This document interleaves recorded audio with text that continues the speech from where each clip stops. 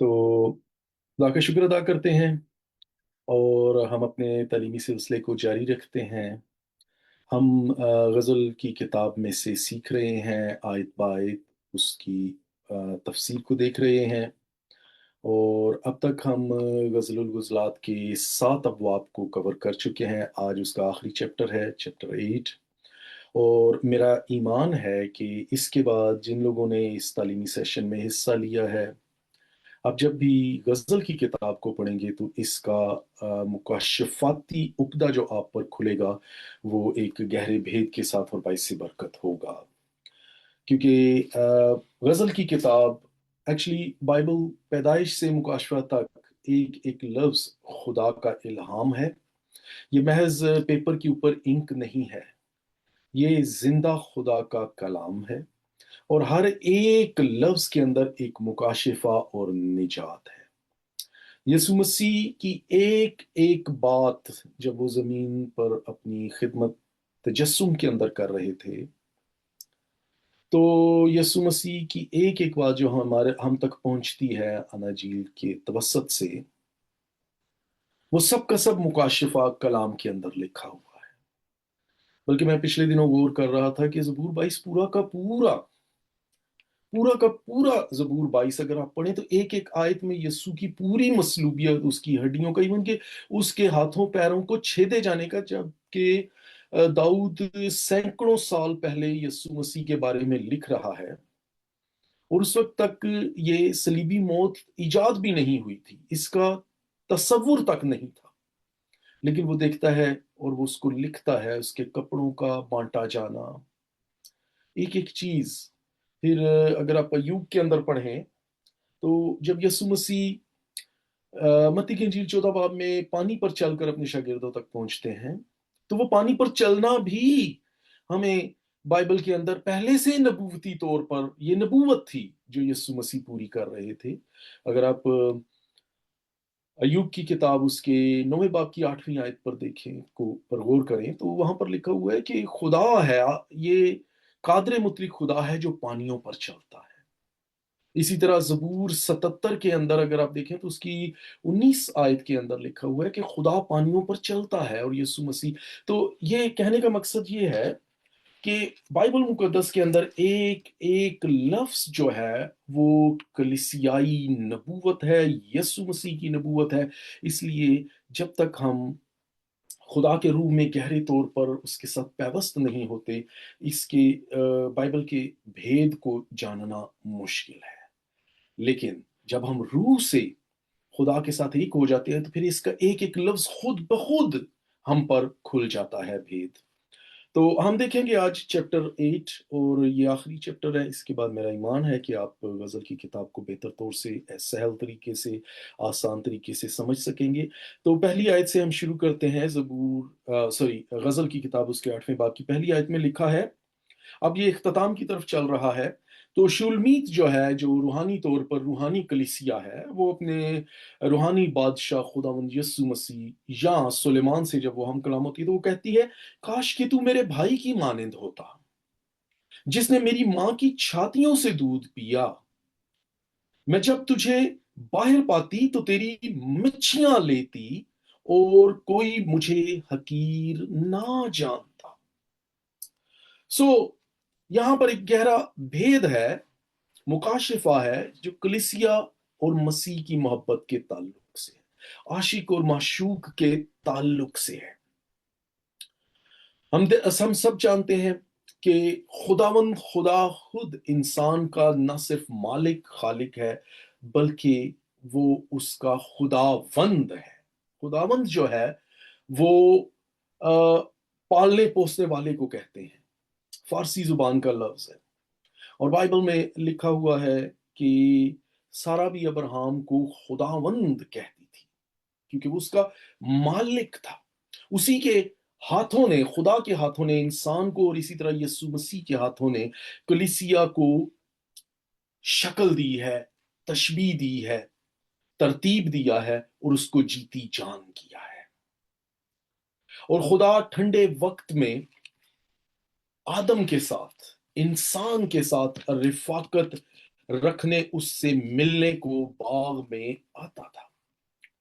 और हम देखते हैं कि कलीसिया को जिस तरह पुराने अहदनामे में बनी इसराइल को खुदा की जोजा के साथ तशबीह दी गई है, इसी तरह अगर आप हिजकिय्येल की किताब और उसके 16 बाब को पढ़ें तो उसकी पहली 14 आयत बड़ा मशहूर हवाला है कि यहां पर खुदा अपनी कौम बनी इसराइल के साथ एक शिकायत करता है कि मैंने तेरे साथ क्या किया। जब उसकी पैदाइश हुई तो कोई उसको संभालने वाला ना था। ये एक तशबीही हवाला है और आप सबको इसको जुबानी याद करना चाहिए। ये इतना अच्छा हवाला है इसकी 16 बाब की पहली 14 आयत। ये दर हकीकत फिगर ऑफ स्पीच है जिसको हम सन्नते बदई कहते हैं या तशबी या तजनीस कहते हैं, किसी बात को समझाने का तरीका। और यीशु मसीह ने हमेशा ये फिगर ऑफ स्पीच इस्तेमाल किया अपनी तालीम के अंदर। तो वहां पर हम देखते हैं कि हिजकिय्येल के अंदर खुदा बनी इसराइल से कहता है कि जब तू पैदा हुई तो तू अपनी पैदाइश के वक्त ही बेआसरा छोड़ दी गई। तू अपनी माँ के जब बतन से बाहर आई तो तू खून में लिथड़ी हुई थी, तेरी नाफ तक किसी ने नहीं काटी थी और तुझे छोड़ दिया गया। फिर खुदा तशबीही तौर पर बयान करता है कि मेरा गुजर तेरे पास से हुआ और मैंने तुझको देखा और मैंने कहा। ये लफ्ज लिखे, खूबसूरत लफ्ज, मुझे बड़ी तकवीयत मिलती है इन लफ्जों से। मैंने तुझे कहा जीती रह। क्या खूबसूरत दुआ है जो खुदा ने बनी इसराइल कौम को दी। और फिर खुदा ने कहा कि तुझ पर ना नमक मला गया ना तुझे नहलाया गया, तो भी तेरी इस गंदगी और गलाजत की हालत के अंदर मैंने तुझ पर साया किया। मैंने तुझे अपने साया जो हक ताला के पर्दा में रहता है, मैंने तुझे पर्दा फराहम किया। फिर अगर आप इस पूरे हवाले को पढ़े तो लिखा है कि तू इश्कंगेज उम्र तक पहुंची, मैंने तुझे इतना बढ़ाया, मैंने तू अपना सब कुछ भूल गई। फिर आगे खुदा शिकायत करता है। और फिर इसी बात को अगर हम यसाया के अंदर देखते हैं तो 54 बाब की चौथी और पांचवी आयत में है कि खौफ ना कर, तू पशेमान ना होगी, ना तू घबरा, क्योंकि तू फिर रुसवा ना होगी और अपनी जवानी का नंग भूल जाएगी और अपनी बेवगी की आर को फिर याद ना करेगी। क्यों? क्योंकि तेरा खालिक तेरा शोहर है। क्योंकि तेरा खालिक तेरा शोहर है। इसी तरह हम देखते हैं कि कलीसिया को यीशु मसीह की दुल्हन कहा गया है। अब बेशक ये रिश्ता बहाल है, लेकिन कलाम के मुताबिक हम इसको एक और गहरे तौर पर भी, गहरे रिश्ते में भी देखते हैं। यहां पर वो कहती है कि काश के तू मेरा भाई भी होता, काश के तू मेरा भाई होता। यानी यहां शुलमीत अपने शोहर के साथ, अपने महबूब के साथ एक ऐसा रिश्ता भी कायम करना चाहती है जिसके बायस अगर वो बाजारों में, गली कूचों में उसको गले लगाती है, उसको प्यार करती है, तो कोई उसको हकीर नहीं जानेगा। क्योंकि भाई बहन का रिश्ता एक ऐसा है कि अगर हम महफिल के अंदर भी एक दूसरे को प्यार करते हैं, गले लगाते हैं, तो कोई उसको ना मायूब नहीं समझता, बल्कि इसमें एक अजीब सी कह सकते हैं कि इज्जत अफजाई है, हौसला अफजाई है। और वो इसी बायस वो कहती है कि मैं एक ऐसे रिश्ते के साथ भी मुंसलिक होना चाहती हूं ताकि मुझे तुझे हर जगह पर आजादी के साथ प्यार करने का, इजहार करने का मौका मिले और मुझे हर तरह से ये आजादी हासिल हो। अब अजरू शरीयत सरेआम अपने भाई को या अपनी बहन को प्यार करना बुरा नहीं माना जाता। और ये किसी भी कल्चर में बुरा नहीं है, किसी भी तहजीब में ये बुरा नहीं है, किसी भी मजहब के अंदर बुरा नहीं है। हाँ, ताहम शोहर और बीवी का एक रिश्ता ऐसा तकद्दुस का रिश्ता है कि जिसको मां सवाए शोहर और बीवी के आपस के और कहीं भी ज्यादा वाह या खुला नहीं होना चाहिए। लेकिन हम यहां पर देखते हैं कि शुलमीत को अपने महबूब के साथ वो रिश्ता नसीब नहीं हुआ जिसके बायस आगे चलकर हम मजीद इसकी खूबसूरती कि ये एक मुकाशफा, ये भेद, एक फिलॉसफी है जिसको कुंद जहन लोग नहीं समझ सकते। लेकिन हम देखेंगे कि उन कुंद जहन लोगों को भी खुद ही جیسے میں نے بہت بہت مرتبہ یہ بات بیان کی ہے کہ خود ہی بائبل مقدس اپنی تشریح کرتی ہے اور واضح کرتی ہے بھید. تو آگے چل کر ہم ایک دو آیتوں میں اس کو اور زیادہ صحت کے ساتھ دیکھیں گے کہ کس طرح یہ بات ہونا لازم ہے، اور کلیسیا کا اور مسیح کا اور اسرائیل کا اور خدا سالوس کا کیا رشتہ ہے، اور یہ دونوں رشتے کس طرح باہم منسلک ہوتے ہیں. شوہر کا اور بہن بھائی کا رشتہ، یا ایک ماں سے جنم لینے کا رشتہ.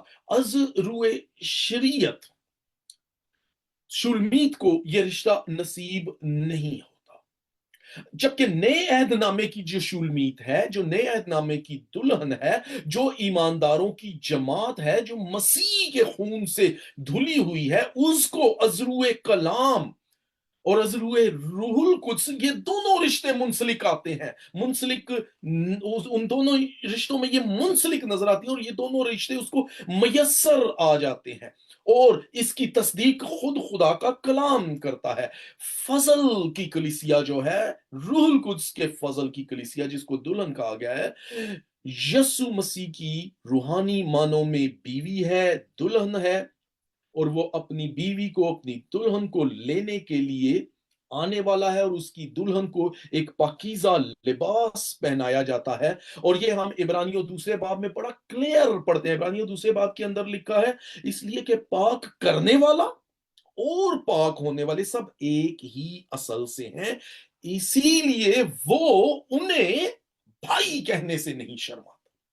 اب اس کا ایک یہ بھی ہم دیکھتے ہیں کہ جب یسوع مسیح سے یہودیوں نے، آزمانے والوں نے، فقیہ اور فریسیوں نے اور مذہب کے ٹھیکیداروں نے ایک کوشچن کیا کہ ایک عورت تھی جس نے ایک شخص سے شادی کی، شریعت کے مطابق اس کا شوہر بے اولاد مر گیا، تو اس نے دوبارہ اس کے بھائی سے شادی کی تاکہ شریعت کے مطابق اپنے بھائی سے نسل پیدا کرے. وہ بھی بے اولاد مر گیا، اور یوں وہ 7 بھائی تھے، اور وہ ساتوں کے ساتوں مر گئے، اور وہ عورت ان سب کی بیوی بنی. آخر میں وہ عورت بھی مر گیا. وہ بعد میں کس کی بیوی کہلائے گی؟ کس کی بیوی؟ کیونکہ وہ ساتوں کی بیوی. تو یسوع مسیح نے کہا تم اس سبب سے بالکل بے سمجھ ہو، اندھے ہو، کیونکہ یہ شادی بیاہ، یہ رشتے جو ہیں اس دنیا میں اس تجسم میں ہوں گے، اور جو لوگ اس قابل ہوں گے، ہر کوئی نہیں، جو لوگ اس قابل ہوں گے اس جہان کو حاصل کریں یسوع مسیح کی بادشاہی میں جائیں، وہاں پر شادی بیاہ نہیں ہوں گے، لیکن وہاں پر لوگ فرشتوں کی مانیں. لیکن رشتے ضرور، میری شاید کسی جگہ پر کہیں بائبل سٹڈی موجود ہوگی، یا کبھی خدا نے موقع دیا ضرور اس بات پر بھی ہم دیکھیں گے کہ جو بادشاہی خدا کی آنے والی ہے، جس کو ہم کہتے ہیں تیری بادشاہی آئے، وہ بادشاہی کیا اس زمین پر ہوگی یا آسمان پر ہوگی؟ یہ بڑی گہری تعلیم ہے. در حقیقت وہاں پر یہ بائبل ہمیں تعلیم دیتی ہے کہ آسمان خود زمین پر ہے، خود زمین نہیں ہو جائے گی. خدا اپنی بنائی ہوئی چیز کو رد نہیں کرے گا، وہ اس کو کوڑے میں نہیں پھینکے گا، وہ اسی کو بحال کرے گا جو بگڑ گئی تھی، لیکن یہ پہلے سے زیادہ جلالی اور اس صورت میں اپ گریڈڈ صورت میں آ جائے گی جس کو دوبارہ خراب نہ کیا جا سکے. اور تب مکاشفہ میں ہم دیکھتے ہیں کہ آسمان سے نیا یروشلم اسی زمین پر اترے گا، اور اسی زمین پر ہم رہیں گے. اور پھر لکھا ہوا ہے مکاشفہ کے اندر کہ دیکھو خدا کا خیمہ آدمیوں کے درمیان. جو لوگ اس بادشاہی کو حاصل کریں گے، وہاں پر ہمارا رشتہ فرق ہوگا، تاہم ہم پورے تجسم کے اندر ہوں گے. اسی لیے آگے عبرانیوں میں دوسرے باب کی کہہ رہا ہے، اسی لیے وہ ان کو بھائی کہلانے سے نہیں شرماتا.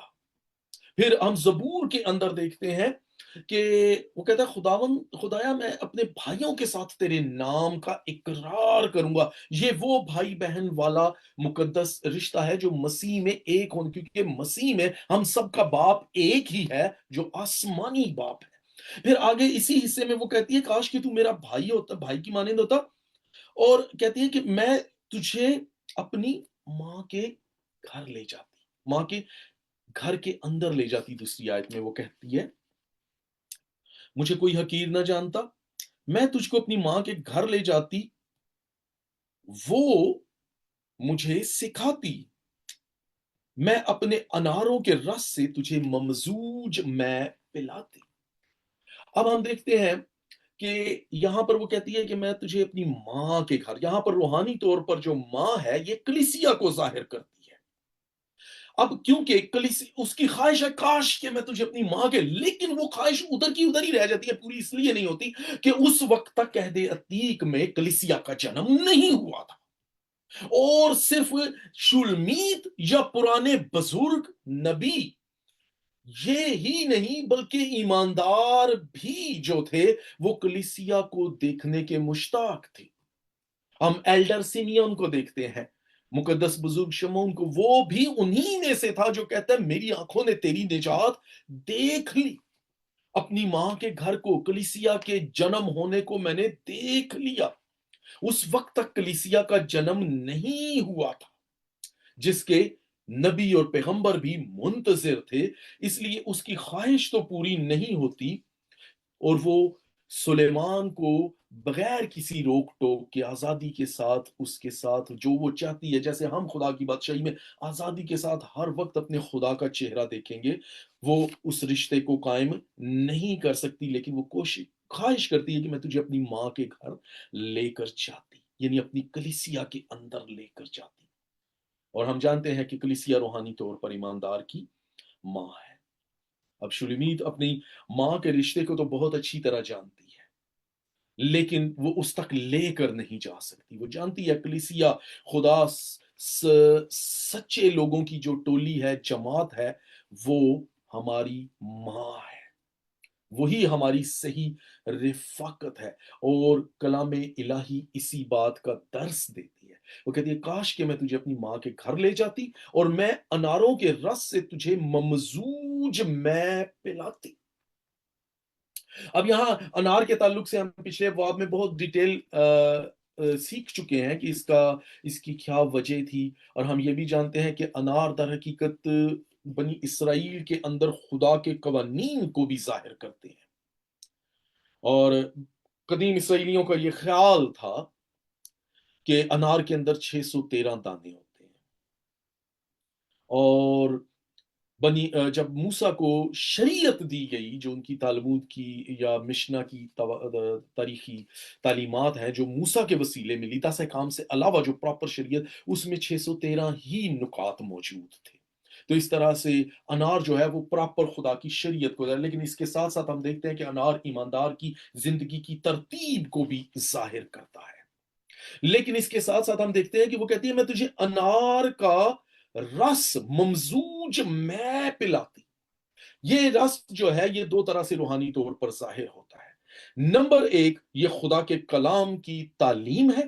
نمبر دو، یہ شہیدوں کا لہو ہے، یہ ان مقدسوں کا لہو ہے جن کا جو خدا کے حضور آج بھی پکارتے ہیں کہ اے خدا تو کب اپنی بادشاہی قائم کرے گا، اور ہم تیری حضوری میں تیری بادشاہی میں موجود ہوں گے، اگر آپ مکاشفہ کو پڑھتے ہیں تو۔ اور پھر دوسرے اس کے بعد جو مین چیز ہے وہ انار کا رس جو ہے وہ یسوع مسیح کے لہو کو جو خالص شریعت کے تحت ہم تک پہنچتا ہے۔ تو وہ کہتی ہے کہ کاش میں تجھے خالص تعلیم جو صرف میری ماں کے گھر میں، جو صرف کلیسیا کے اندر مل سکتی ہے۔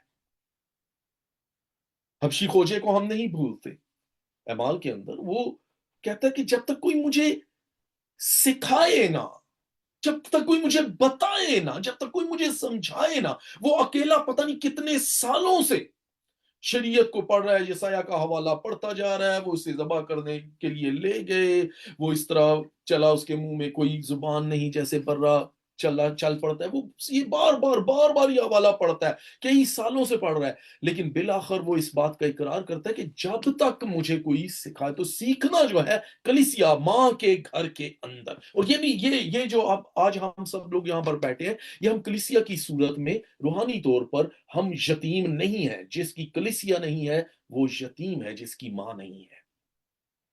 سو ہم دیکھتے ہیں کہ ہم روحانی طور پر روح القدس کے وسیلے سے اپنے شوہر یسوع مسیح کے، جو کہ خدا کا اکلوتا ہے، اس کے خاندان کا حصہ بن جاتے ہیں، اور اس کی کلیسیا میں رفاقت رکھنے سے شریعت کے اعتبار سے ان دونوں رشتوں کو حاصل کرتے ہیں، کلیسیا کا بھی، دلہن کا بھی، اور اس کے ساتھ ایک ماں کے بطن سے جنم ہونے کا بھی۔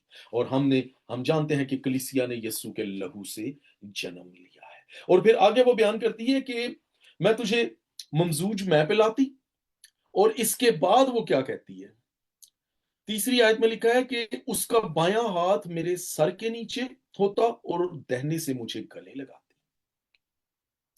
اب یہ اس کا ہم دوسرے باب کے اندر تفسیر بیان کر، اگر آپ نے اس سیریز کی تیسری قسط دیکھتے ہیں تو اس کے اندر دوسرے باب کی 6 آیت میں ہم اس کو، میں اتنا زیادہ نہیں جاؤں گا، اس کے بھی اور اگلی تیسری اور چوتھی دونوں آیات کو ہم جو ہے دوسرے باب میں دیکھ چکے ہیں کہ وہ اس کی کیا خواہش ہے کہ وہ ایک ہاتھ سے مجھے سہارا دے اور مجھے گلے سے لگائے، اور پھر آگے چوتھی آیت کے اندر وہ کہتی ہے کہ میں تم کو قسم دیتی ہوں کہ میرے پیارے کو نہ جگاؤ جب تک وہ اٹھنا نہ چاہے۔ اس کی تفسیر بھی ہم دوسرے ہی باب کی 7ویں آیت میں کر چکے ہیں، تو اگر آپ اس کو دیکھنا چاہتے ہیں، میں وقت کی نزاکت سے ضرور بیان کرتا، لیکن آپ اس کو دیکھ سکتے ہیں دوسرے چیپٹر کے اندر۔ تو آگے ہم 5ویں آیت کی طرف چلتے ہیں۔ یہ کون ہے جو بیابان میں اپنے محبوب پر تکیہ کیے چلی آتی ہے؟ اب یروشلم کی بیٹیاں جو عام ایماندار ہیں، ایمانداروں کی ٹولی ہے، شلمیت کو جو اپنے محبوب پر تکیہ کیے ہوئے بیابان سے چلی آتی ہے، حیرت سے کہتی ہیں یہ کون ہے؟ حقیقت یہ ہے کہ شلمیت جس کے ساتھ چلی آ رہی ہے وہ کوئی کون نہیں ہے، وہ کوئی اجنبی نہیں ہے۔ لوگ ہمارے خدا کو جانتے ہیں، لیکن جب وہ پوچھتے ہیں یہ کون ہے، یہ حیرت کا جواب ہے۔ وہ جانتی ہیں، ایماندار جانتی ہیں کہ وہ کس کے ساتھ، کیونکہ وہ اجنبی نہیں، وہ اس کا شوہر ہے، وہ اس کا محبوب ہے جس کے ساتھ وہ چلی آ رہی ہے۔ لیکن یہاں پر جو لفظ کون ہے، یہ حیرت کے ساتھ ظاہر ہو رہا ہے کہ یہ کون ہے۔ آپ جب خدا کے حضور میں دعا کرتے ہیں، کسی کی زندگی میں معجزہ ہوتا ہے، تو لوگ حیرت سے پوچھتے ہیں یہ کون ہے۔ وہ آپ کو جانتے ہیں لیکن وہ پوچھتے ہیں یہ کون ہے۔ یسوع مسیح نے جب بہت تعلیم دی اور معجزے کیے تو وہاں کے لوگ اس کو جانتے تھے، لیکن وہ کہتے ہیں یہ کون ہے جو یہ معجزے کرتا ہے؟ کیا یہ وہی بڑھئی کا بیٹا ہے؟ اب وہ جانتے بھی ہیں لیکن حیرت زدہ بھی ہے۔ اب شلمیت کی جو شان و شوکت، جو قوت، جو برکت، جو سلامتی ہے، جو کلیسیا کی سلامتی ہے، قومیں جانتی ہیں، اور وہ حیرت سے انگشتیں بدنداں ہو جاتی ہیں، یعنی اپنی انگلیاں دانتوں تلے دبا لیتے ہیں لوگ جب خدا کی کلیسیا کے بھید کو، مکاشفات کو، برکت اور سلامتی اور معجزات کو اور وفاداری کو دیکھتے ہیں۔ اور آگے چل کر ہم دیکھیں گے کہ شلمیت کی وفاداری اس کے ساتھ، اس کے محبوب کے ساتھ کس حد تک ہے، یہ کون ہے۔ اور اعمال کے اندر اگر آپ دیکھتے ہیں 7ویں باب کے اندر، تو یہ وہی ہے جو بیابان کوہ سینا میں بیابان کی کلیسیا، پرانے عہد کی کلیسیا بنی اسرائیل کے ساتھ رہا کیا، یہ وہی ہے جو آج نئے عہد کی کلیسیا کے ساتھ ہے۔ یہاں پر شولمیت کا نیا رنگ وہ دیکھ رہی ہیں۔ در حقیقت روحانی طور پر ایماندار شولمیت کے اندر آنے والی کلیسیا کا عکس دیکھ کے کہتے ہیں یہ تو ہم نے شریعت میں نہیں دیکھا، یہ تو ہم نے شریعت میں سیکھا ہی نہیں، یہ تو کچھ اور ہی ہے۔ ہم دیکھتے ہیں کہ جب ساؤل بادشاہ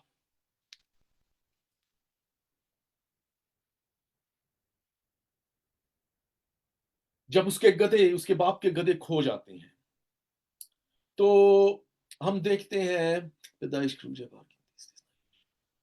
سیمول کے اندر ہم دیکھتے ہیں کہ جب اس کے باپ کے گدھے کھو جاتے ہیں تو وہ جاتا ہے، تو سیمول اس کو سب کچھ بتاتا ہے، وہ واپس آتا ہے، اس پر روح القدس نازل ہوتا ہے، روح کا مسا اس پر ٹھہرتا ہے، اور لوگ حیران ہوتے ہیں کیا یہ وہ نہیں، یہ کون ہے؟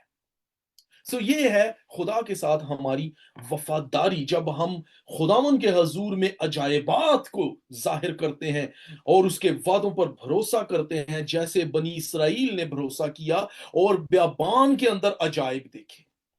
بیابان کے اندر وہ بھوکے نہیں مرے، سمندر 2 ٹکڑے ہو گیا۔ سائنس نے تو بڑی بڑی چیزیں پیدا کر، لیکن سائنس پانی کی دیواریں نہیں بنا سکتی۔ وہاں پر پانی کی دیواریں بنتے، انہوں نے یسوع مسیح کو ہر قدم پر دیکھا اور وہ حیران ہوئے، یہاں تک کہ یسوع مسیح جو ابدی زندگی حیات کا درخت ہے، جو انگور کا حقیقی درخت ہے، اس درخت کو بھی بیابان میں انہوں نے دیکھا۔ مارا پر جب ان کو کڑوا پانی ملا، وہ مر رہے تھے، تو ان کو پتا نہیں تھا کہ کس طرح زندگی پائیں، وہ زہر تھا اس پانی کے اندر۔ تو خدا نے کیا کیا؟ خدا نے یسوع مسیح کا عکس اس کو، موسیٰ کو دکھایا، اور اس نے ایک درخت دیکھا۔ وہ درخت کوئی عام بیابان میں کوئی ایسے نہیں تھا کہ درخت آ گیا اور اس نے پکڑا، وہ یسوع مسیح تھا روحانی طور پر۔ یہ بہت گہرے مکاشفات ہیں بائبل میں۔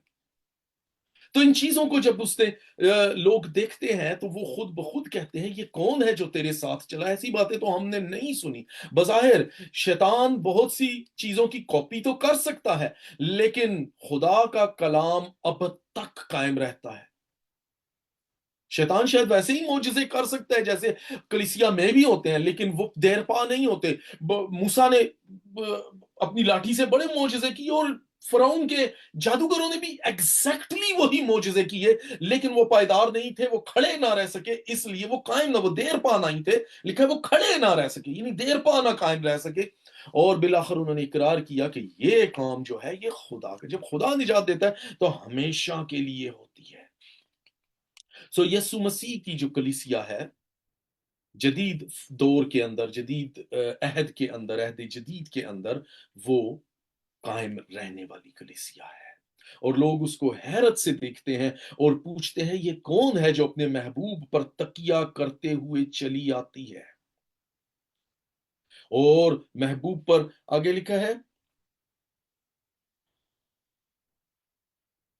یہ کون ہے جو 5ویں آیت میں جو بیابان سے اپنے محبوب پر تکیہ کیے چلی آ رہی ہے؟ میں نے تجھے سیب کے درخت کے نیچے جگایا جہاں تیری ولادت ہوئی، جہاں تیری والدہ نے تجھے جنم دیا۔ اب یہ کون ہے جو چلی آتی ہے؟ یہ نئے عہد کی کلیسیا ہے، جو نیا یروشلم ہے جو آسمان سے اتر رہا ہے، اور دنیا کی قومیں حیران ہیں۔ میں نے تجھے سیب کے درخت کے نیچے جگایا جہاں تیری ولادت ہوئی، اور تیری والدہ نے تجھے جنم دیا، یعنی کلیسیا نے تجھے جنم دیا۔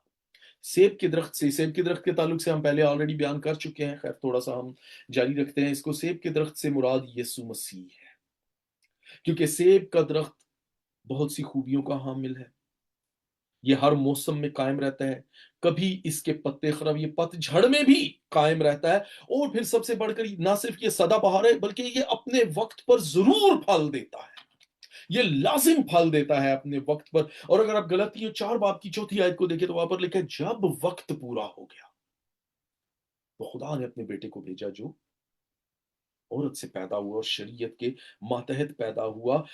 سیب کا درخت جو ہے وہ یسوع مسیح کو ظاہر کرتا ہے جو اپنے وقت پر پھل دیتا ہے۔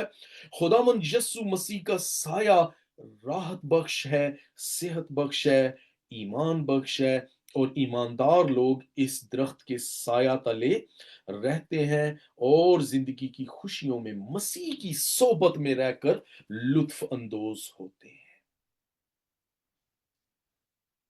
نگین کی مانند مجھے، 6 آیت میں لکھا ہے، نگین کی مانند مجھے اپنے دل میں لگا رکھ، اور تعویذ کی مانند اپنے بازو پر۔ 6 آیت کا ہم پہلا حصہ دیکھتے ہیں کہ جیسے خیمہ اجتماع کے اندر سردار کاہن جو ہے وہ سینے بند کے ساتھ اسرائیل کے 12 قبیلوں کے شمار کے موافق 12 پتھر جو ہیں وہ جڑتے تھے اور اپنے سینے پر لگائے رکھتے تھے، پاک ترین مقام میں ان کی نمائندگی کی جاتی تھی۔ آج بھی خدا جس نے ہمارا فدیہ دیا ہے وہ ہمیں اپنے دلوں کے اندر، اپنے سینے کے اندر رکھتا ہے۔ ہم ایماندار اس کی آنکھ کی پتلی ہے۔ پرانی شریعت کے جو کاہن تھے وہ تو اپنے سینے پر اسرائیل کے ناموں کے پتھروں کو باندھتے تھے، نئے عہد کے اندر یسوع مسیح نے اپنے ایمانداروں کو اپنے ہاتھوں پر ہی کھود لیا ہے، اپنے جسم پر کھود لیا ہے۔ لکھا ہے تعویذ کی مانند ہم پڑھتے ہیں، لیکن یہ سایہ کے اندر اس نے اپنی ہتھیلیوں پر ہمیں کندھا کیا ہوا ہے۔ رومیو 8 کے اندر دیکھیں، اس نے ہمیں ہمارا نام اپنے اوپر کھدوا لیا ہے۔ آج کل لوگ بڑے ٹیٹو بناتے ہیں، میں نے یہاں یورپ میں آپ کو بھی پتا ہوگا، بہت دیکھا لوگ اپنے کئی دفعہ وہ نوجوانی میں گرل فرینڈ بوائے فرینڈ کی اپنے شولڈرز پہ تصویریں بھی بنائی ہوتی ہیں اپنے جسم کے اوپر، لیکن حقیقی محبت جو ہے، حقیقی عشق جو ہے، وہ خدا کا کلیسیا کے ساتھ، انسان کے ساتھ عشق ہے۔ ہم بہت سی عشقیہ داستانیں سنتے ہیں، لیکن یہ حقیقی عشق کی مثال ہے، نگین کی مانند مجھے اپنے دل میں لگا رکھ اور تعویذ کی مانند اپنے بازو. یہ عشق کی انتہا ہے، اور اس کو آگے جا کر اسی آیت کے اگلے حصے میں وہ بیان بھی کرتی ہے. کیونکہ عشق موت کی مانند زبردست ہے اور غیرت پاتال سی بے مروت. بڑی پاورفل ورس ہے. یہاں عشق کا بہترین عکس بیان کیا. ہم دنیا کے عشق کی بات کرتے ہیں، ہم پتہ نہیں ہیر رانجھا، لیلا مجنو، رومیو جولیٹ، پھر ہم وہ جین آسٹن کی ہے لزبتھ اور ڈارسی، جو دو عاشق ہوتے ہیں، کیا پرائڈ اینڈ پریجڈس، اس کی ہم بڑی بڑی عشقیہ داستانیں ہیں، بڑا کچھ ہے. پھر وہ کیا تھی، وہ ہیلن آف ٹرائے، اور جو پیرس ہے اس کا عاشق جو ہے. ہم ان کو، لیکن ان سب کا نتیجہ آپ کوئی بھی پڑھ لیں کسی بھی کلچر سے، وہ یونانی کلچر ہے، انگلش کلچر ہے، انڈین پاکستانی ہے، عربک کلچر ہے، کسی بھی، ان سب عشق کا انتہا کہاں ہوتی ہے؟ موت پر، تباہی پر، جنگ و جدل پر، رشتے ناتوں کے تباہی پر، بربادی پر. المیہ ہے، ٹریجڈی ہے. لیکن ایک حقیقی عشق ہے جو تباہی نہیں بلکہ بحالی اور زندگی، ریڈیمپشن کا باعث بنتا ہے. دنیا کی سب سے خوبصورت لو سٹوری جو ہے خدا اور انسان کی ہے. کیونکہ خدا نے دنیا سے ایسی محبت رکھی کہ اس نے اپنا اکلوتا بیٹا بخش دیا، تاکہ جو کوئی اس پر ایمان لائے کیا ہو؟ ہلاک نہ ہو، خاندان برباد نہ ہو، جنگ و جدل نہ ہو، بلکہ وہ ہمیشہ، میں اس لیے آیا کہ وہ زندگی پائیں. اور کون سی زندگی پائیں؟ کثرت، abundance life, forever, everlasting. یہ ہے حقیقی عشق. اور اسی لیے وہ بیان کرتی ہے، نگین تیرا عشق ایسا ہے کہ تو نے نگین کی مانند مجھے اپنے دل میں لگا کر تعویذ کی مانند اپنے بازو پر باندھ لیا ہے. کیونکہ عشق موت کی مانند زبردست ہے. عشق کا موت سے وہ موازنہ کرتی ہے.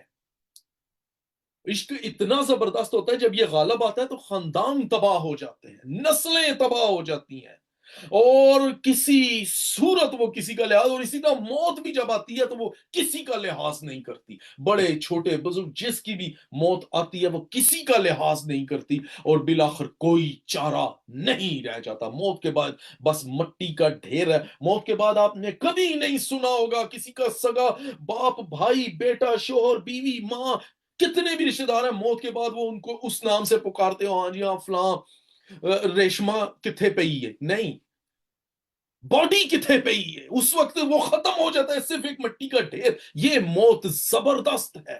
اسی لیے عشق موت کی مانند زبردست ہے، اور غیرت پاتال سی بے مروت. عشق وہ ہے جو موت کو گلے لگا لیتا ہے. بہت پہلے میں نے کسی جگہ پر پرانی کہانی آپ نے سنی ہوگی کہ وہ ایک شخص نے بادشاہ کا کوئی جرم کیا، تو بادشاہ نے اس کو موت کی سزا دے دی. اب موت کی سزا جب دی تو بادشاہ نے کہا کہ جی صبح جب چرچ کی پہلی گھنٹی بجے گی نا، شہر کی بڑے چرچ کا گھنٹا بجتا ہے جو، تو اس وقت تیر انداز اس کو چھید دیں گے تیروں سے. اب اس شخص کو باندھ دیا گیا، اور سارے تیر انداز تیر لے کے بڑے نشانے پہ کھڑے ہیں اسٹریٹ اس کو مارنے کے لیے.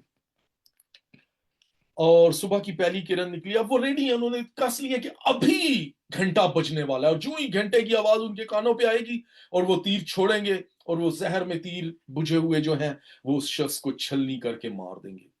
لیکن کیا ہوا کہ وہ ادھر ہی کھڑے رہے، اور بادشاہ بھی انتظار کرتا رہا. لیکن سورج نکل آیا، پہلی کرن، پھر پوپ ہٹی، پھر دھوپ نکل آئی، کافی دیر ہو گئی، لیکن چرچ کا گھنٹا نہیں بجا. بادشاہ غصے میں، آج کیا؟ اس نے کہا چرچ کا گھنٹا بجانے والے کو لے آ. اب گھنٹا بجانے والے کو لے آئے، پکڑ کے بادشاہ نے بلایا، تم نے اپنے کام میں کوتاہی کی. اب جب وہ آیا تو پتا چلا کہ اس نے گھنٹا اپنے ٹائم پہ بجا دیا تھا. لیکن اسی دوران دور سے ایک لڑکی لہو لہان، گرتی پڑتی، پورا سر سے پاؤں تک خون میں لتھڑی ہوئی آتی ہے، اور آ کر بادشاہ سے کہتی ہے، بادشاہ اس شخص کا گھنٹے والے کا کوئی قصور نہیں، کیونکہ یہ تو بہرا ہے، اس نے اپنے ٹائم پہ گھنٹا بجا دیا تھا، لیکن میں نے تیرا اعلان سنتے ہی اپنے محبوب کو بچانے کے لیے میں اوپر چڑھ کر گھنٹے کے کیل کے ساتھ لپٹ گئی، اور وہ گھنٹا بجاتا رہا، اور گھنٹے کے کیل کی بجائے میں گھنٹے کی دیواروں سے ٹکراتی اور موت کو قبول کرتی رہی کہ میرا محبوب بچ جائے۔ یہ السٹریشن ہے یسوع مسیح کی محبت کی، کہ خدا انصاف کا خدا ہے، جو جان گناہ کرتی ہے سو مرے گی، کیونکہ گناہ کی مزدوری موت ہے، لیکن یسوع مسیح نے اس موت کو ایمبریس کیا اور ہمیں بچایا۔ یہ ہے عشق موت کی مانند زبردست۔ سو یہ محبت جو ہے یہ موت کو بھی گلے لگا لیتی ہے تاکہ کوئی اور نہ مری۔ یہ ہے حقیقی سٹوری۔ مصرف بیٹا جب واپس آیا تو باپ نے کہا یہ مردہ تھا اب زندہ ہوا ہے۔ وہ گلے لگاتا ہے۔ عشق جو ہے وہ مارتا نہیں بلکہ زندگی دیتا ہے۔ پھر غیرت پاتال سی بے مروت ہے۔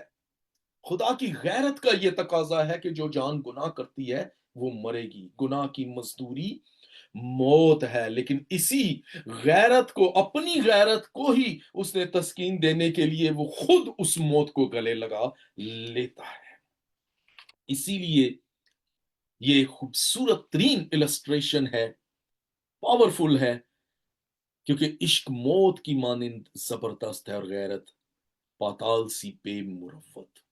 اس کے شعلے آگ کے شعلے ہیں اور خداوند کے شعلہ کی مانند۔ اس کے شعلے آگ کے شعلے ہیں۔ ہم دلہن ہوتے ہوئے، کلیسیا ہوتے ہوئے خدا کا گھر ہے، خدا کی ہیکل ہے۔ ہمارے درمیان کوئی ایسی بات، ایسا کلام نہیں ہونا چاہیے جو خدا کی غیرت کو جوش دلائے۔ دوسرے کرنتھیوں کے اندر اس کے 11 باب کی دوسری آیت میں لکھا ہے، مجھے تمہاری بابت خدا کی سی غیرت ہے، کیونکہ میں نے تمہاری ایک ہی شوہر کے ساتھ نسبت کی ہے تاکہ تم کو پاک دامن کواری کی مانند۔ سو یہاں غیرت جو ہے وہ بڑا گہرا مفہوم رکھتی ہے، کیونکہ شلمیت اپنے شوہر کے ساتھ وفادار ہے۔ یہ ہے غیرت۔ خدا کو غیرت کب آتی ہے؟ خیمہ اجتماع میں غیرت آئی تھی۔ کیوں غیرت آئی تھی؟ کیونکہ وہ غیر معبودوں کی طرف رجوع تھے۔ اور کرنتھیوں کے اندر پولس اسی لیے کہتا ہے کہ مجھے غیرت ہے کیونکہ ایک ہی شوہر ہے جس سے تمہاری نسبت ہے، ایک ہی خدا ہے، غیر معبودوں کی طرف نہیں۔ اور شلمیت یہاں بیان کرتی ہے کہ گو کے بتھیرے بادشاہ بھی ہیں، انبیاء زادے بھی ہیں، بہت کچھ ہے، لیکن تو میرا شوہر، میں تیرے ساتھ وفادار ہوں۔ ورنہ غیرت کے جو شعلے ہیں وہ خداوند کے شعلہ کی مانند ہے، کیونکہ اس کو اپنے گھر کی، اپنی ہیکل کی غیرت ہے۔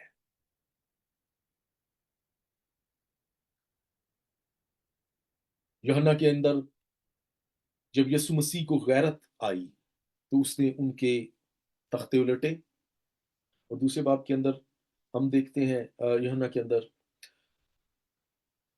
اس کے وہاں پر لکھا ہے اس کے شاگردوں کو یاد آیا۔ کیا یاد آیا؟ لکھا ہے کہ تیرے گھر کی غیرت مجھے کھا گئی۔ اور تیرے گھر کی غیرت یعنی تیری کلیسیا کی غیرت، ایمانداروں کی غیرت۔ جب ایماندار بت پرستی کی طرف یا غیر معبودوں، آج ہم افسوس کے ساتھ کہنا پڑا، بہت سے خادموں کے، بہت سے کلیسیاؤں کے، بہت سے ایمانداروں کے بہت سے معبود ہیں۔ معبود وہ ہے جس کی رسپیکٹ کی جائے، جس کا ہر وقت خیال رکھا جائے، خیال ذہن میں رہے۔ آج ہمیں ہر وقت اپنے ٹیلی ویژن کا خیال ہے، اپنے رشتے ناتوں کا خیال ہے، اپنے فون کا خیال ہے، اپنی بہت سی دنیاوی چیزیں، ایون کہ جب ہم بائبل پڑھ رہے ہوتے ہیں تو یہ لفظ ہماری آنکھوں کے سامنے سے گزر رہے ہوتے ہیں، لیکن صرف لفظ گزر رہے ہوتے ہیں، ذہن کچھ اور، ہمارا ذہن بہت زیادہ باغی ہو گیا ہے۔ لیکن اچھا ہے کہ ہماری ایک ہی کے ساتھ نسبت ہو جو خدا ہے۔ پہلے تم اس کی راست بازی کی تلاش کرو تو ساری چیزیں تمہیں مل جائیں گی۔ سیلاب عشق کو بجھا نہیں سکتا۔ 7ویں آیت کے اندر، سیلاب عشق کو بجھا نہیں سکتا، باڑ اس کو ڈبا نہیں سکتی۔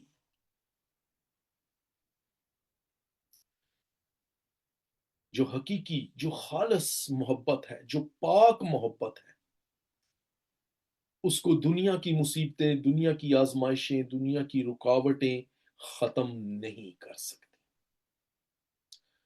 ہمیں مسیح کی محبت سے کون سی چیز جدا کرے گی؟ شروع سے کلیسیا پر بے شمار طوفان، بڑی باڑھیں آئیں اور بڑے سیلاب آئے، اور یہ یسوع مسیح نے پہلے ہی نبوت میں کہہ دیا تھا کہ جو اپنا گھر چٹان پر بناتا ہے، اس کو طوفانوں کا، سیلابوں کا سامنا بھی ہو تو وہ نہیں گرے گا۔ اور شروع سے ہی کلیسیا کو بہت سے سیلابوں کا سامنا ہے، لیکن سیلاب عشق کو بجھا نہیں سکتا اور باڑ اس کو ڈبا نہیں سکتی۔ دنیا کی جو آگ ہے، اس کو تو آپ پانی سے بجھا سکتے ہیں، لیکن جو آگ شولمید کے اندر سلیمان کی محبت کے باعث قائم تھی، اس کو کوئی چیز، ہم شروع میں دیکھتے ہیں، اسی کتاب کی شروع میں ہم نے دیکھا کہ اس کو، شولمید کو بڑے مشکلوں کا سامنا کرنا پڑا، اس کو بڑے تانے سننے پڑے، لیکن اس کے عشق کو کوئی، اور یہ اس کا خلاصہ آخری چیپٹر، وہ اپنی ساری محبت کا اور اپنی مشکلوں کا آخر میں جب اس کو وہ مقام مل گیا ہے، جب وہ اس جلال کے اندر آ چکی ہے، اس کو یہ سارا کا سارا، وہ اس کا لب لباب اب بیان کر رہی ہے کہ بالآخر اس کا نتیجہ کیا نکلا۔ سیلاب عشق کو بجھا نہیں سکتا۔ مطلب یہ ہے کہ جس ایماندار کا حقیقی محبوب کے ساتھ، یسوع مسیح کے ساتھ الہی رشتہ قائم ہو جائے، تو دنیا کی کوئی طاقت اسے توڑ نہیں سکتی۔ یسایہ 43 چیپٹر ہمیشہ یاد رکھے، اپنے بچوں کو یاد کرائیں۔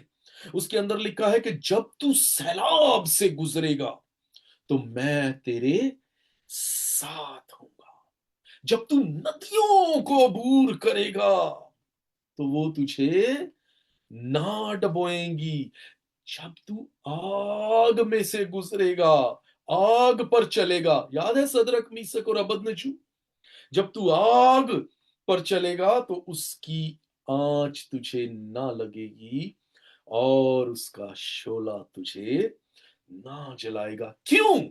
آگے پھر اسی میں دوسرے 43 کی تیسری آیت میں لکھا ہے یسایہ میں، اسی میں وہ کیونکہ خداوند تیرا خدا اسرائیل کا قدوس تیری نجات دینے والا ہے، تیرا نجات دینے والا ہے۔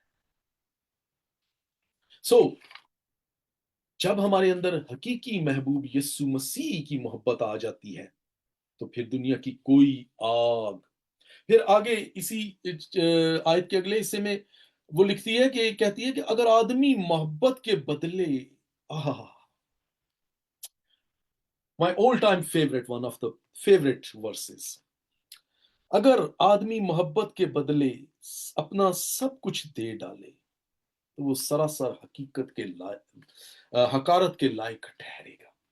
اگر آدمی محبت کے بدلے، کیا عجیب سودے بازی، اور آج محبت کے بدلے لوگ سودے بازی کر رہے ہیں۔ یسوع مسیح نے کہا اگر آدمی ساری دنیا کو حاصل کرے، اگر آدمی محبت، اور یاد رکھیں محبت یسوع مسیح ہے، خدا محبت ہے، اگر یسوع مسیح کے بدلے آپ اپنا سب کچھ دے ڈالیں، یاد رکھیں یسوع کی محبت خرید و فروخت کا سودا نہیں ہے، یہ انمول ہے، اس کی ایک قیمت جو صرف خدا ہی دے سکتا ہے، اور دنیا یا کائنات کی کوئی ہستی یا کوئی چیز نہیں دے سکتی۔ انسان اس لیے اپنے ایمان کی سودے بازی نہ کرے۔ اگر آدمی محبت کے بدلے، محبت افضل ہے، محبت لازوال ہے، سب کچھ جاتا رہے گا، محبت قائم رہے گی۔ پہلے کرنتھیوں کو یاد رکھے، اس کے 13 باب کی گردان کو، غرض ایمان، امید، محبت، یہ تینوں دائمی ہے، لیکن محبت سب سے افضل ہے۔ محبت کی خرید و فروخت نہیں ہو سکتی، انسان اسے کسی قیمت پر نہیں خرید سکتا، اور خریدنے کی کوشش کرنے والا سراسر حقارت کے لائق ہے۔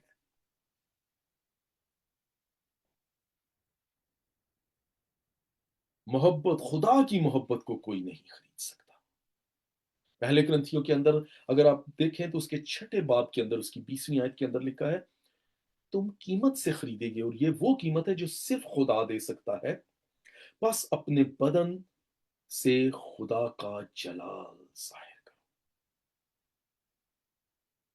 तुम कीमत से खरीदे गए।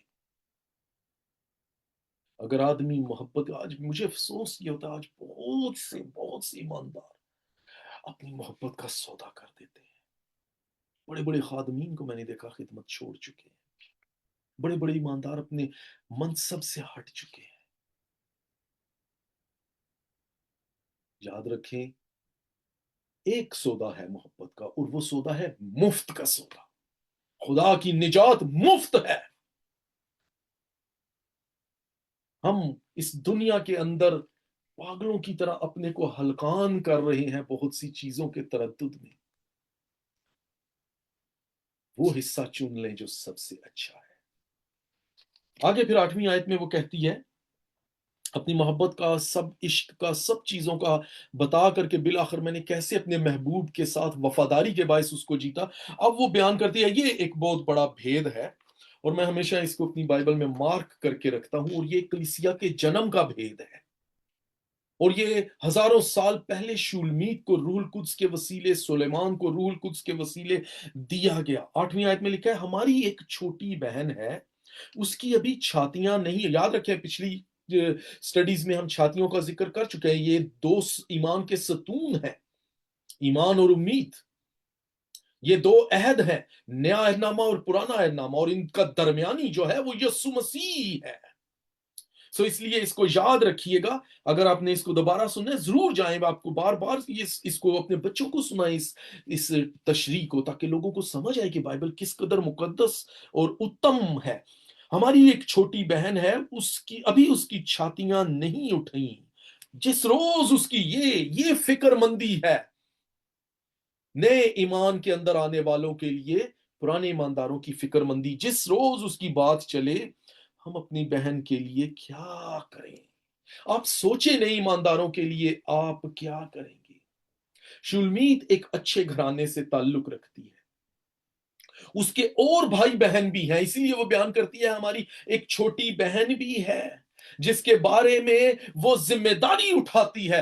हकीकत में तो ये था कि बनी इसराइल को जब यीशु मसीह आए तो उनको कलीसिया की जिम्मेदारी उठानी चाहिए थी। और आज जो चर्च के ईमानदार हैं, पुराने ईमानदार हैं, नस्ल दर नस्ल ईमानदार हैं, उनको नए ईमानदारों की जिम्मेदारी उठाने की जरूरत है।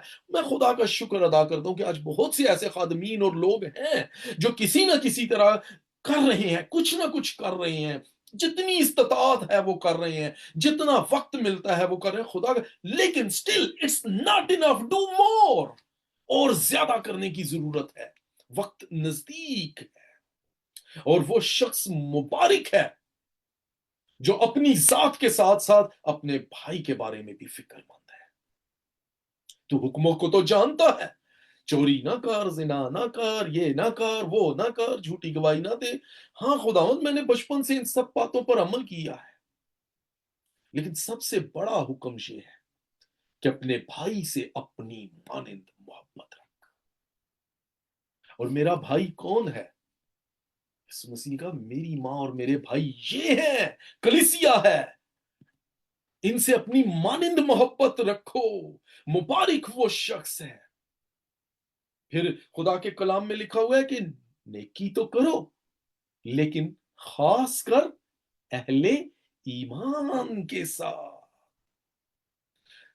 मसीह की कलीसिया में सब ईमानदार एक जैसे नहीं होते। छोटे बड़े, तजर्बाकार, ज्यादा बरकत वाले, नए, ज्यादा तालीम वाले।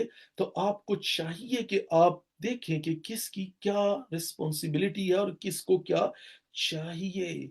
ऐसे ईमानदारों को नजरअंदाज मत करें जो गलतियां करते हैं, कोताहियां करते हैं। अफसोस, हमारा ट्रेंड है कि जो, खास तौर पे ये एशिया के लोगों का ट्रेंड है कि जो एक गलती करते हैं उससे सब किनारा करते हैं। यूरोप में ऐसा नहीं है, अगर किसी से गलती होती है तो लोग उसको सिखाते हैं, भूल जाते हैं, माफ करते हैं, उसको मौका देते हैं। वेस्ट के अंदर या और ज्यादा पढ़े लिखे कल्चर्स के अंदर अगर किसी से कोई गलती हो जाए, नुकसान हो जाए, तो वो दोबारा उसी जिम्मेदारी को उसको देते हैं कि अब की बार ये ज्यादा मोहतात होगा। लेकिन हमारे कल्चर में ये होता है कि जिससे एक दफा नुकसान हो जाए उससे वो जिम्मेदारी ही ले ली जाती है।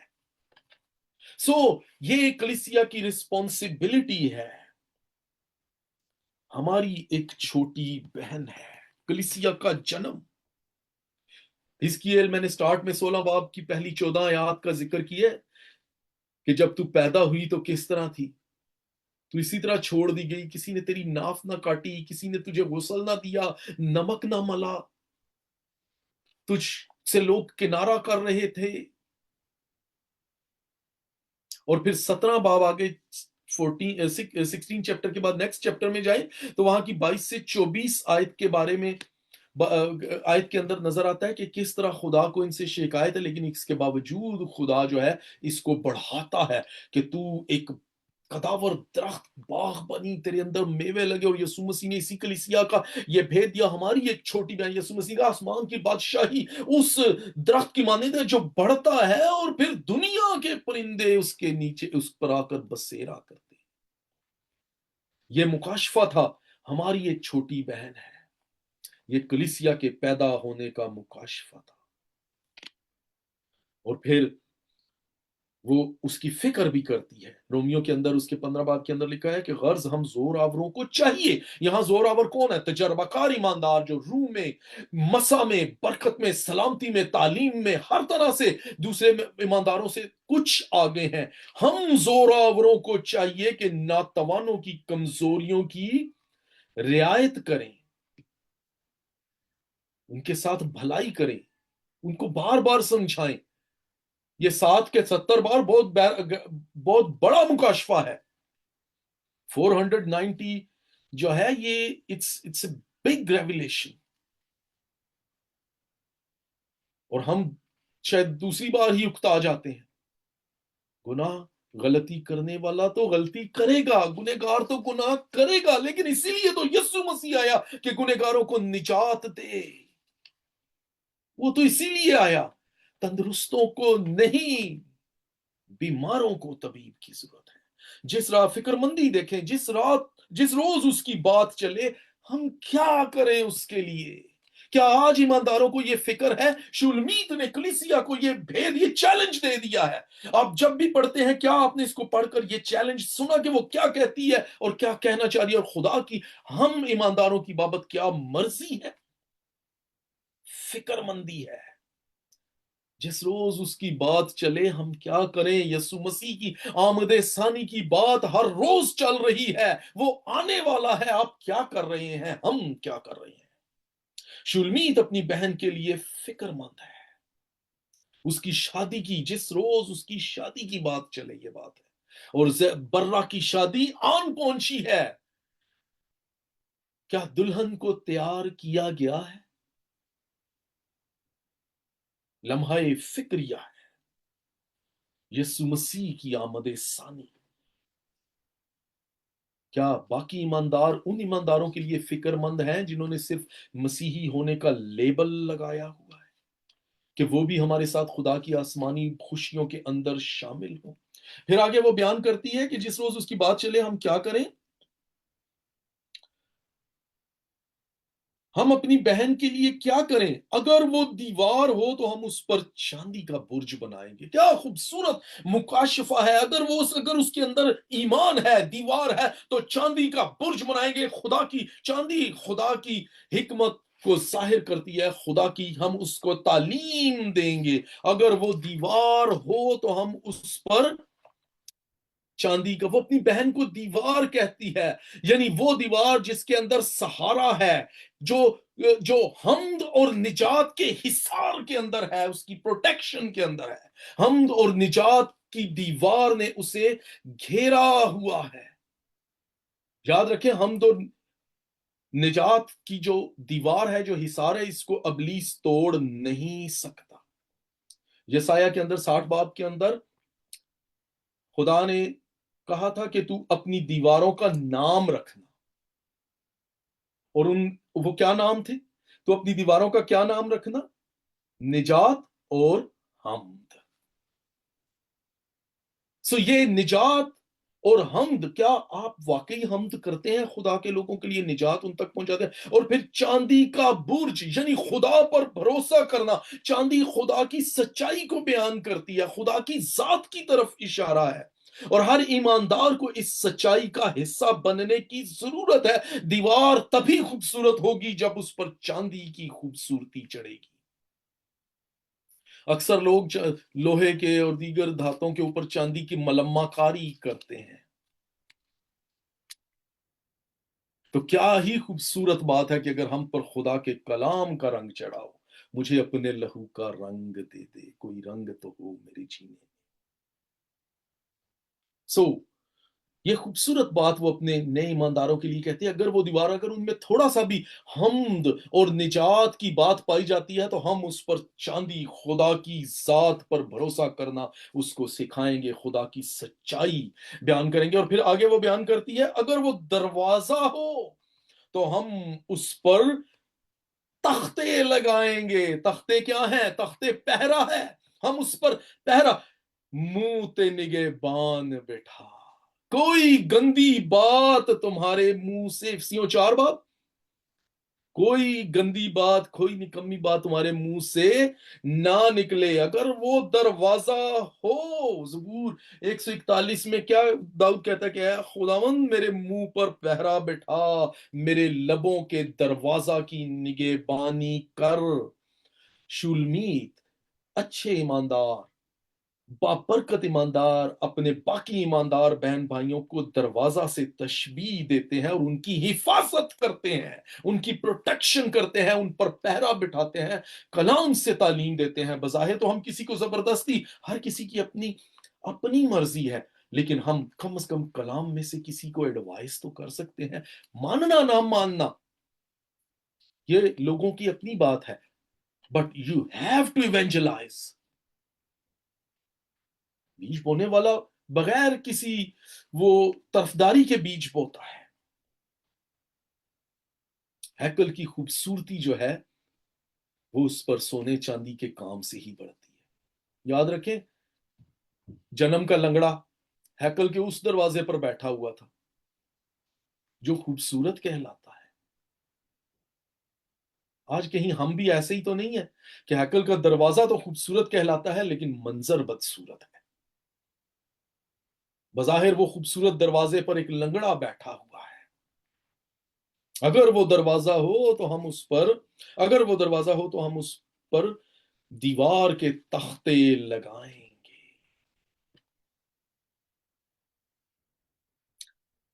मैं दीवार हूं और मेरी छातियां बुर्ज हैं।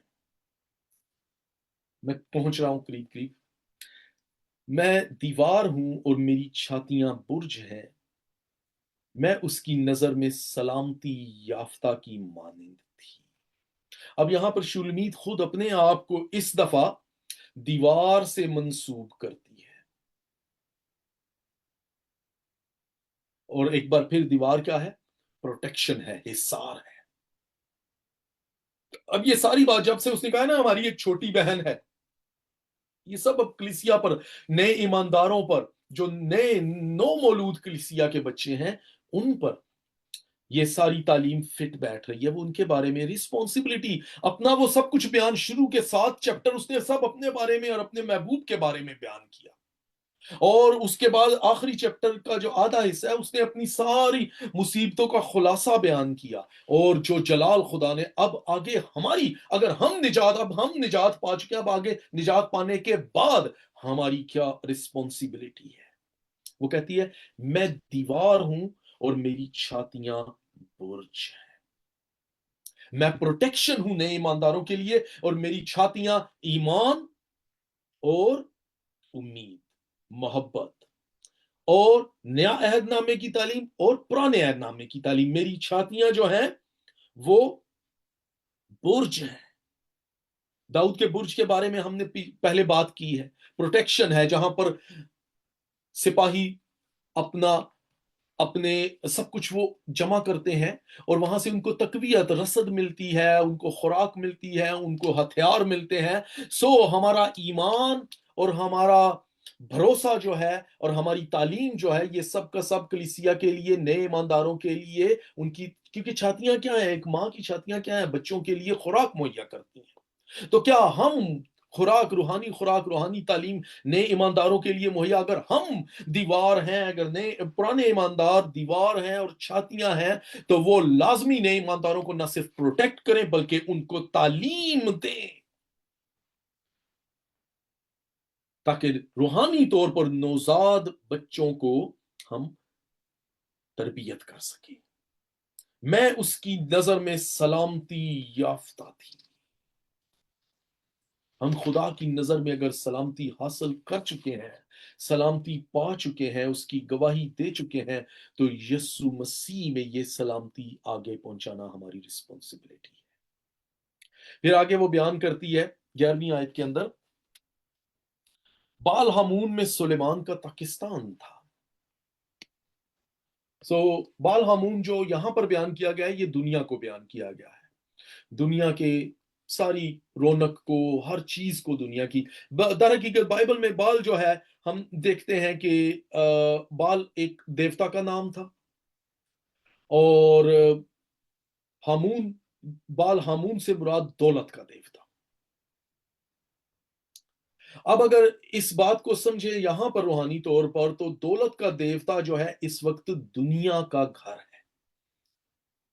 اس دنیاوی گھر کے اندر وہ کہتی ہے کہ بال ہامون میں سلیمان کا پاکستان تھا۔ اس دنیا کی رونق کے اندر، اس دنیا کی خوبصورتی کے اندر، اس دنیا کی چہل پہل کے اندر، دولت کی فراوانی کے اندر، اس گہما گہمی کے اندر، اس چکا چوند کے اندر کلیسیا بھی موجود ہے۔ سلیمان کا پاکستان تھا۔ آج اس دنیا کے اندر خدا کی کلیسیا ہے، روحانی طور پر یہ موجود ہے، اور اس پاکستان کی ذمہ داری کس کو دی گئی؟ میں اس کو شارٹ کر رہا ہوں، میں ٹائم کا بھی خیال رکھ رہا ہوں۔ آگے وہ بیان کرتی ہے کہ اس دنیا کے اندر کلیسیا موجود ہے۔ چیپٹر ورس 12 کے اندر، میرا پاکستان جو میرا ہی ہے میرے سامنے ہے، اے سلیمان تو 1000 لے، اور اس کے پھل کے نگہبان 200 پائیں۔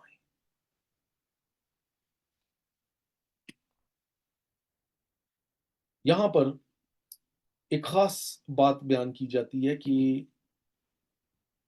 سلیمان کا وہ پہلے بیان کرتی ہے پاکستان تھا، اب وہ بیان کرتی ہے کہ میرا پاکستان جو میرا ہی ہے، میرے سامنے ہے۔ سلیمان نے اپنے پاکستان کی رسپانسبلٹی اپنے ٹھیکیداروں سے ہٹا کر کس کو دے دی تھی؟ شولمیت کو، کیونکہ وہ وفادار تھی اس کے ساتھ۔ اور اسی طرح جب یسوع مسیح نے کلیسیا کا جنم کیا، تو خداوند یسوع مسیح نے کلیسیا کی ذمہ داری ہم لوگوں پر آئی تھی۔ ہم ایماندار ہوتے ہوئے کلیسیا کے ذمہ دار ہیں، ہم جواب دہ ہیں۔ گنہگار تو اپنے گناہ میں مرے گا ہی، لیکن اس کے خون کی باز پرس میں تجھ سے کروں گا۔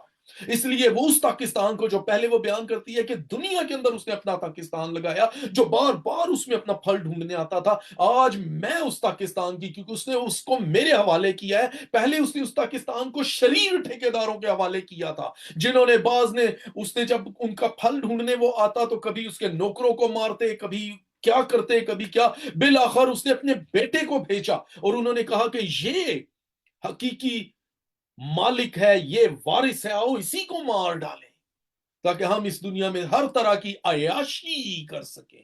تو اس نے وہ ٹھیکیداروں کو، اس پاکستان کو ان ٹھیکیداروں سے لے کر آج کلیسیا کے رہنماؤں کے حوالے کیا ہے، ان ایمانداروں کے جو اپنے آپ کو واقعی ایماندار سمجھتے ہیں۔ اس لیے وہ کہتی ہے میرا پاکستان جو میرا ہی ہے میرے سامنے ہے، اے سلیمان تو 1000 لے۔ 1000 جو ہے بادشاہی کا عدد ہے۔ تو بادشاہ ہے، تو قائم ہے، تو بادشاہ آنے والا ہے۔ اور جو باقی جو کام کرنے والے ہیں وہ 200 پائیں۔ یہاں 200 سے مراد 2 گنا ہے، ڈبل مسا، دگنا مسا۔ جب ایماندار ایمانداری کے ساتھ کام کریں گے تو خدا ان کو دگنا مسا سے برکت دے گا۔ एलीशा ने एलिया से दुगना मसा लिया था क्योंकि वो वफादार था। उसने दुनिया पर निगाह, वो दुनिया में था, दुनिया के अंबिया ज़ादे आकर उसको बार बार कहते थे, क्या तुझे मालूम है कि आज तेरा आका तुझसे, उसको रोक रहे थे कि वापस आ जा, तू अकेला रह जाएगा, ये चला जाएगा। आज भी बहुत से लोग कहते हैं यीशु मसीह के आने का वादा कहां गया, जब से वो गया सब कुछ चल रहा है। लेकिन हमारी वफादारी, तू तो हजार ले, तू तो बादशाह है, तेरा तो चुनाव है, तू तो आने वाला है, तेरी बादशाही के मुआफिक तू तो हजार ले, मेरे लबों की सिताइश तू ले। क्या हम वाकई उसको हजार देते हैं, या महज जुबानों से कहते हैं? ये उम्मत जुबान से तो मुझे, मुंह से तो मुझे क्या कहती है, खुदावन खुदावन, लेकिन इनके दिल मुझसे बहुत करीब है, नहीं, दूर है। तू तो हजार ले, तेरी तो तमजीद, शाम सुबह दोपहरा नू मैं फरियादा गुजारा, तड़के मैं तैनू ढूंढा या रब मेरे खुदाया। सो तू तो हजार ले, ये है लायक तौर से उसकी तमजीद करना।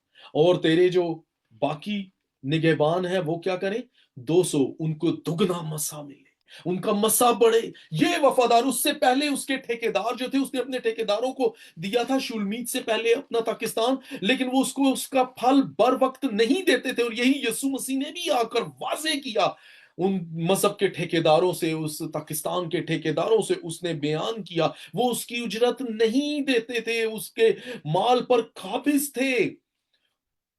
लेकिन ये वफादार थी जो उसको लायक तौर से तमजीद भी देती थी, और उसके घर के सारे लोग बामसा थे। सो ऐसे हमें उसकी वफादारी के अंदर बढ़ने की जरूरत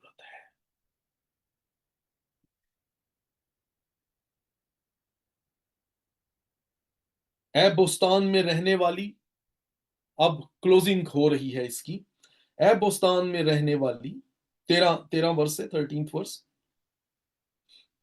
रफीक तेरी आवाज सुनते हैं, मुझको भी सुना।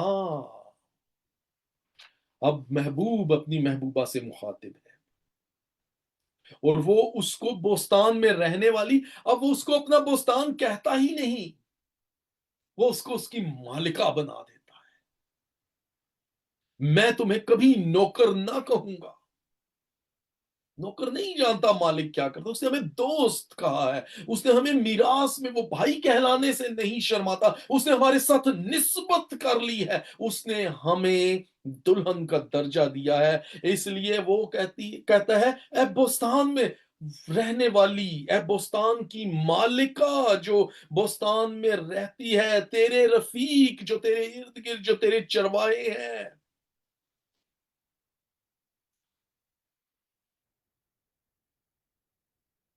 ए बोस्तान में रहने वाली, रफीक तेरी आवाज सुनते हैं, मुझको भी सुना।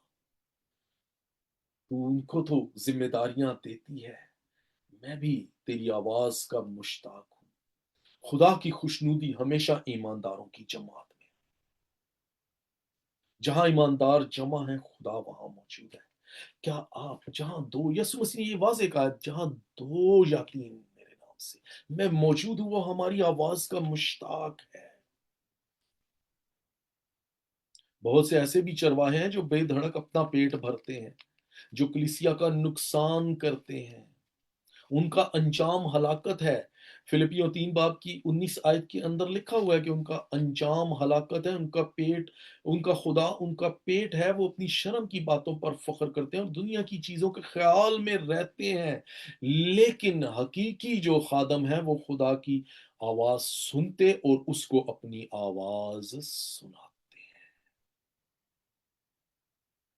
क्योंकि हम जिस्म से तो बच सकते हैं, रूह से, आवाज से नहीं बच सकते। जिस्म से तो छुप सकते हैं, आदम और हवा जिस्म से छुपने की कोशिश कर रहे थे लेकिन आवाज से छुप नहीं सके। मैंने तेरी आवाज सुनी। हम खुदा के रूह से नहीं छुप सकते। खुदाया तेरी रूह तो मैं नस के पला, ऐ खुदावन तूने मुझे जांच लिया और पहचान ली। तू मेरा उठना बैठना जान, तू मेरे ख्याल को दूर से तेरी रूह से बचकर कहाँ जाऊं? खुदा के कलाम से हम बच नहीं सकते। इससे पहले कि वो अपनी गरजदार अदालत की आवाज सुनाए, आज हम उसे अपनी आवाज सुनाएं। मुझको भी सुना, ऐ मेरे महबूब जल्दी कर। अब वो उसको अपनी आवाज सुनाती है। वो कहता है मुझको भी अपनी आवाज सुना। तो वो क्या आवाज है? मेरे महबूब जल्दी कर, आखिरी आयत है। और उस गजाल या आहू बच्चे की मानिंद हो जा जो बलसानी पहाड़ियों पर है, जो कूदता फांदता हुआ चला आता है। ये शुलमीत अब वो अपनी आवाज सुनाती है, ए मेरे महबूब जल्दी कर। मुकाशफा में आमीन, ए खुदावंद यसू जल्द आ। काशफा 22 बाब की 20 आयत को पढ़े, ए खुदावंद जल्द आ, मैं तेरा मुंतजिर हूं। तेरी उम्मीद में हम बैठे हुए, तेरी उडीक विच ऐ खुदा खियां ते हुइयां ने फना। ये शुलमीत की उत्तम ख्वाहिश है, आला तरीन ख्वाहिश है कि उसका महबूब उसके पास जल्दी आए। एक गीत हम पता नहीं, अर्नेस्ट साहब का ही गीत था, छाया चारों तरफ अंधेरा, तड़के दिल पे मेरा, मैनू शेरा पा लिया केरा, तेरे बाजो मेरा केड़ा, यीशु जल्दी आ जा। ये है आवाज, खुदा के मुंतजिर रहो। और जो खुदा का इंतजार करता है, जो नौकर जागता रहता है, उसे शर्मिंदा होना नहीं पड़ता। आमीन, ए खुदावंद यस्सु जल्द आ, उस गजाल आहू बच्चे की मानिंद हो जा जो बलसानी पहाड़ियों पर। देख वो जल्द आने वाला है और हर एक के काम के मुआफिक देने के लिए अजर उसके पास है। यस्सु मसीह आने वाला है। शुलमीत की यह ख्वाहिश है कि उसका बादशाह जल्द आए। वो उसको अपनी आवाज सुनाती है, उसकी मुंतजिर है। आज कलिसिया को खुदा का मुंतजिर होने की जरूरत है। यहां पर हम इस गजल की किताब की तशरीह को खत्म करते हैं। God bless you.